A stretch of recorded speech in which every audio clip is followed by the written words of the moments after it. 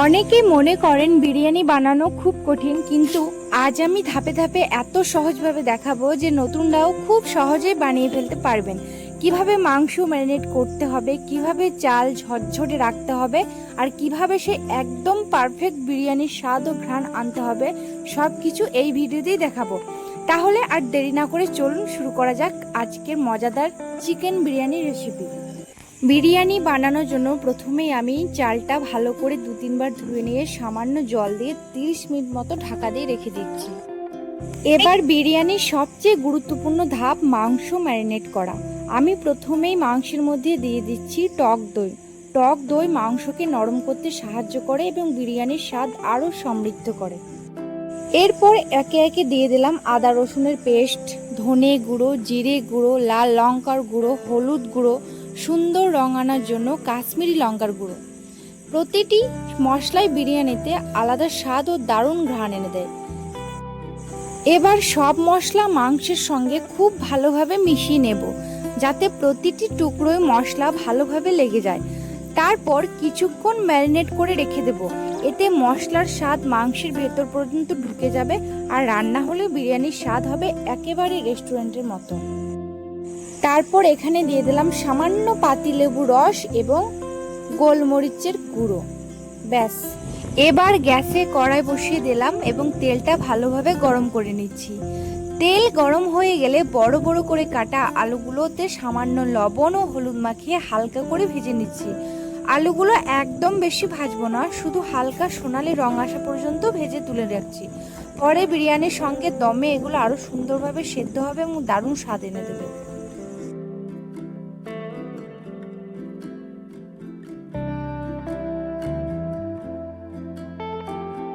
এবার আলু ভাজার পর একই তেলের মধ্যেই দিয়ে দিচ্ছি পাতলা করে কুচি করা পেঁয়াজ।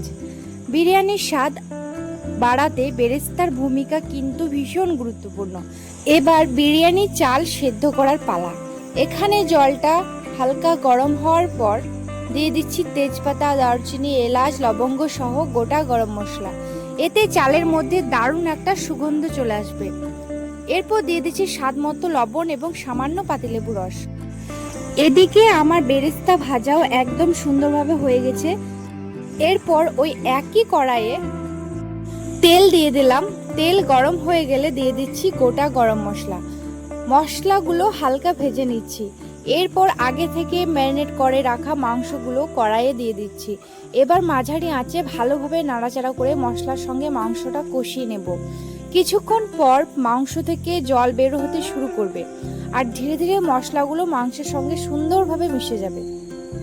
মাংসটা অল্প সেদ্ধ হওয়া পর্যন্ত এভাবেই রান্না করব। এরপর পরের ধাপে বিরিয়ানির লেয়ারিং শুরু করব। দেখুন কি দারুণ সুন্দর রং এসেছে। মশলাগুলো খুব সুন্দরভাবে মাংসের সঙ্গে মিশে গেছে। এই পর্যায়ে মাংসটা দেখতে যেমন লোভনীয় লাগছে, ঠিক তেমনই স্বাদও হবে দারুণ। এখন আরেকটু রান্না হলেই আমার বিরিয়ানির পরের ধাপে চলে যাব। এবার আমি এখানে মাংস আর আলুগুলোকে তুলে নিচ্ছি আর এই মশলা মাখা জলটা রেখে দেবো। এবার আমি লেয়ারিংটা শুরু করব। প্রথমে পাত্রের নিচে মাংসের মশলাদার গ্রেভিটা সামান্যভাবে ছড়িয়ে দিচ্ছি। এই ছোট্ট টিপসটা অবশ্যই মনে রাখবেন। আগে গ্রেভি দিয়ে তারপর চাল দিলে বিরিয়ানির নিচ থেকে লেগে যাওয়ার সম্ভাবনা অনেকটাই কমে যায় আর নিচের লেয়ারটাও সুন্দরভাবে রান্না হয়। এবার প্রতিটি লেয়ারে 2-3 টুকরো করে আলু, সঙ্গে নরম নরম মাংস এবং উপরে ছড়িয়ে দিচ্ছি সোনালি করে ভেজে রাখা পেঁয়াজের বেরেস্তা।